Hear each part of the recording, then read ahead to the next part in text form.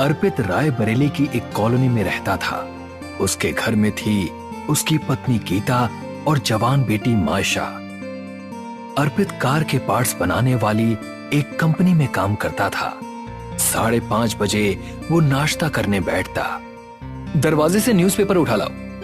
मैंने दरवाजा खोलकर देखा था, न्यूज़पेपर अभी नहीं आया है।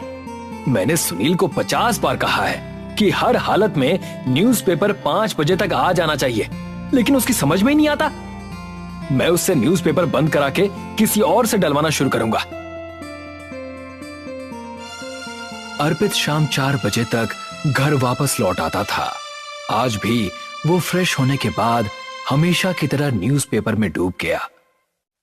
अचानक पीछे से किसी ने उसकी आंखें बंद कर दी। ज्यादा न्यूज़पेपर पढ़ना अच्छा नहीं होता। बोलो, मैं कौन हूँ? मायशा, क्यों पापा को परेशान कर रही हो?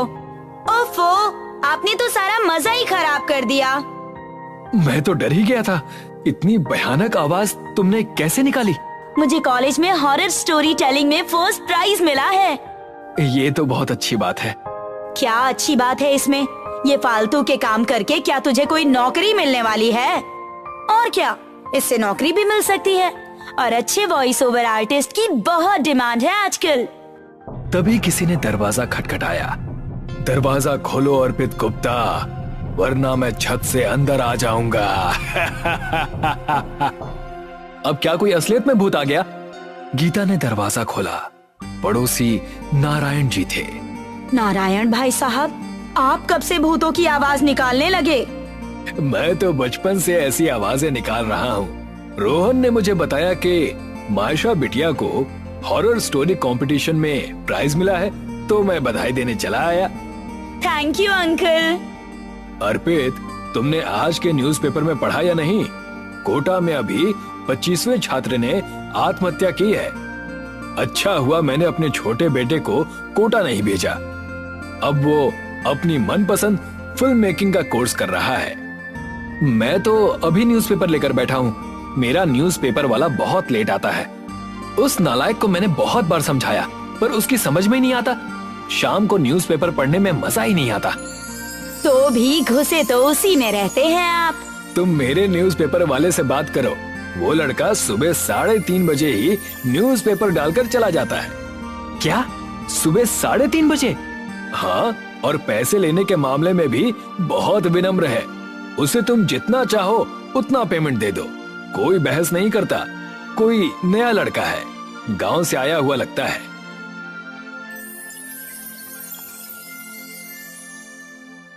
अगले दिन अर्पित रात में 3 बजे उठकर सड़क पर खड़ा हो गया और न्यूज़पेपर वाले का इंतजार करने लगा।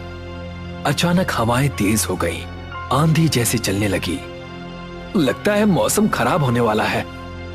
हवा में उड़ते हुए एक न्यूज़पेपर अर्पित की तरफ आया। न्यूज़पेपर ने अर्पित के चेहरे को पूरा लपेट लिया। अर्पित का दम घुटने लगा। तभी किसी ने न्यूज़पेपर को अर्पित के चेहरे से हटाया। सामने एक लड़का खड़ा था।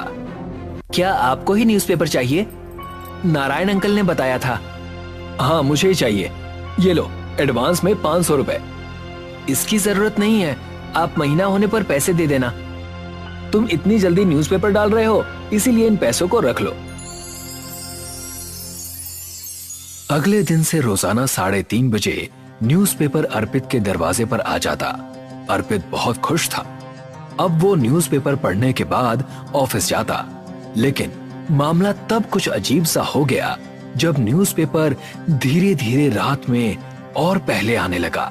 पहले 3 बजे, फिर 2 बजे और फिर रात के 1 बजे न्यूज़पेपर दरवाजे पर जोर की आवाज से गिरता। रात के 1 बज रहे हैं। इतनी रात को ये लड़का न्यूज़पेपर कैसे डाल जाता है? क्या ये रात में सोता नहीं होगा? ये इतनी जोर से दरवाजे पर न्यूज़पेपर मारता है कि मेरी तो नींद ही टूट जाती है। आप इससे कहिए ना कि 4 बजे के बाद न्यूज़पेपर डाला करे।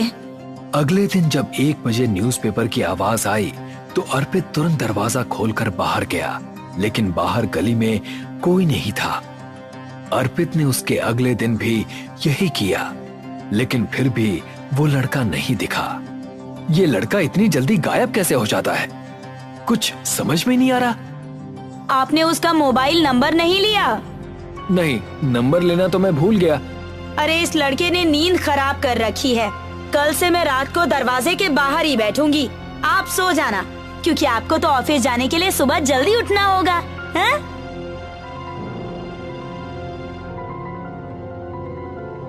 अगले दिन गीता दरवाजे के बाहर बैठ गई। 1 बजते बजते उसकी आंख लग गई। अचानक न्यूज़पेपर तड़ाक से गीता के मुंह पर आकर लगा, तब वो घबरा कर उठ बैठी। उसने देखा गली में एक शैतान हंस रहा है।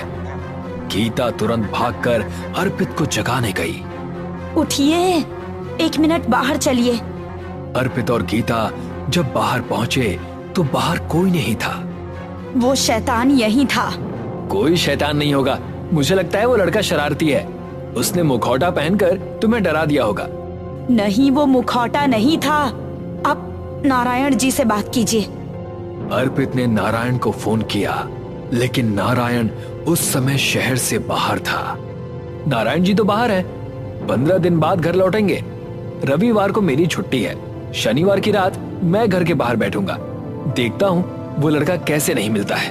2 बज गए हैं, अब तो सोने का भी मन नहीं हो रहा। गीता बेड पर लेट गई और अर्पित उसके सामने चेयर पर बैठकर अखबार पढ़ने लगा। गीता को अखबार में शैतान का चेहरा दिखाई दिया।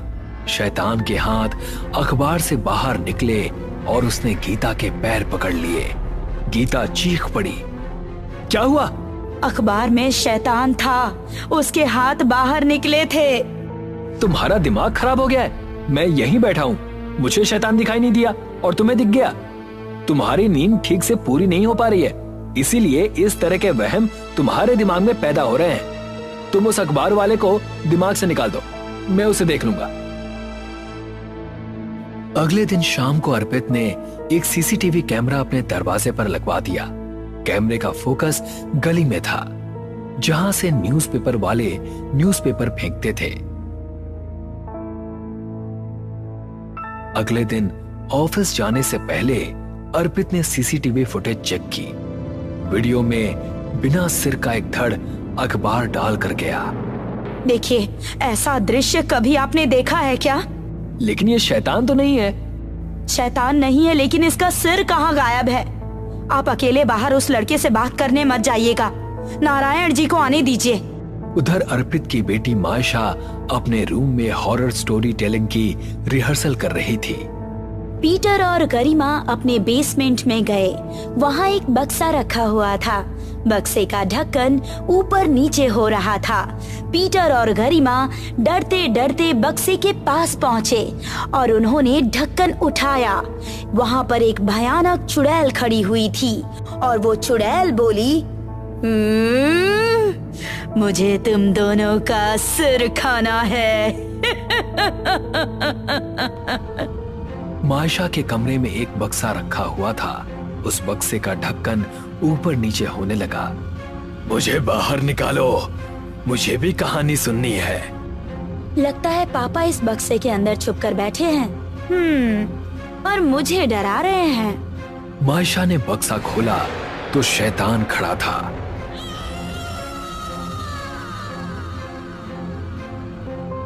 मायशा ने बक्से का ढक्कन गिरा दिया और बाहर भागी। पापा, मेरे कमरे में भूत है, जल्दी चलिए।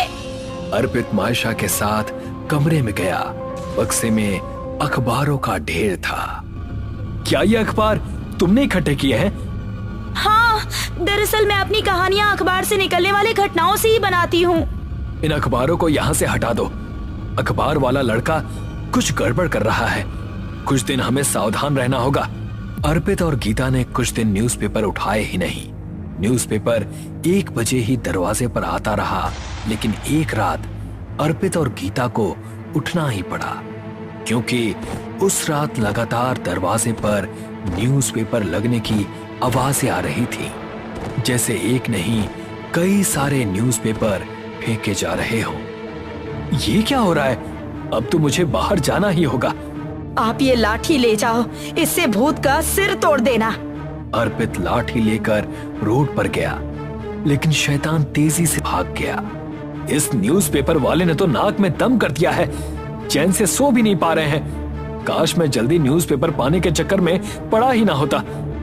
घर में जाकर अर्पित ने गीता से कहा, कुछ दिनों के लिए हम लोग भी किसी होटल वगैरह में चलते हैं। जब नारायण जी वापस आएंगे तो हम भी वापस आ जाएंगे। अर्पित का परिवार कुछ दिनों के लिए घर से बाहर चला गया। कुछ दिनों बाद वो लोग वापस लौटे। दरवाजे के आगे अखबारों का ढेर लगा हुआ था। उसी दिन अर्पित ने नारायण से बात की। तुम चिंता मत करो, वो लड़का पकड़ में आ जाएगा। अर्पित और नारायण ने 2 आदमियों को कुछ पैसे दिए और उनसे कहा, एक 20-22 साल का लड़का न्यूज़पेपर डालने आता है। वो रात में 1-2 बजे के करीब आएगा। तुम दोनों उसे पकड़ लेना और फोन करके हमें बुला लेना। दोनों आदमी रात में कॉलोनी के गेट पर खड़े हो गए। 1 बजे न्यूज़पेपर वाला लड़का आया। सुना, तुम यहीं रुको, हमें तुमसे कुछ काम है। लड़का शैतान में बदल गया और उसने दोनों आदमियों की गर्दन उठाकर उन्हें हवा में उछाल दिया। अर्पित अपने घर फोन आने का इंतजार कर रहे थे। उनके गेट पर जलता हुआ न्यूज़पेपर आया। अर्पित का दरवाजा खुला हुआ था, उसके पर्दे जलने लगे और घर में आग लग गई। मैं आग बुझाती हूँ, आप रोड पर जाइए। अर्पित और नारायण रोड पर पहुंचे और उन्होंने शैतान को पकड़ लिया। बोलो, तुम कौन हो और क्यों हमें परेशान कर रहे हो? शैतान एक लड़के की आत्मा में बदल गया। मेरा नाम आकाश है। 10 में एक अधिकारी रहता था जिसके घर में न्यूज़पेपर डालने जाता था। मैं कोशिश करता था कि अधिकारी के घर में 5 बजे तक न्यूज़पेपर दे आऊं, लेकिन कभी कभी मुझे देर हो जाती थी। जिस दिन भी न्यूज़पेपर लेट होता, उसके अगले दिन अधिकारी मुझे बहुत डांटता। एक दिन मेरी उससे लड़ाई हो गई। उसने मुझे थप्पड़ मारा तो मैंने उसे कुछ गालियां बक दी। अधिकारी बहुत गुस्से में आ गया और उसने गला दबाकर मेरी हत्या कर दी। किसी को पता न लगे इसीलिए वो मुझे चुपचाप जाकर नदी में फेंक आया। मैं उस अधिकारी को मार चुका हूं और अब उन लोगों को परेशान करता हूं जो जल्दी न्यूज़पेपर पाने के लिए पागल रहते हैं। लोग न्यूज़पेपर वालों की परेशानियां नहीं समझते। न्यूज़पेपर वाले रात में उठते हैं, फिर न्यूज़पेपर लेने प्रेस तक जाते हैं और फिर घर घर बांटते हैं। उनकी नींद टुकड़ों में पूरी होती है, लेकिन अखबार पढ़ने वालों को तो बस टाइम पर न्यूज़पेपर चाहिए। मुझे माफ कर दो, मैं जल्दी न्यूज़पेपर पाने के लिए कुछ ज्यादा ही संवेदनहीन हो गया था। मैं अपने पुराने न्यूज़पेपर वाले से ही बात कर लूंगा, लेकिन मेरा पीछा छोड़ दो। उस दिन के बाद से लड़के का भूत कभी दिखाई नहीं दिया।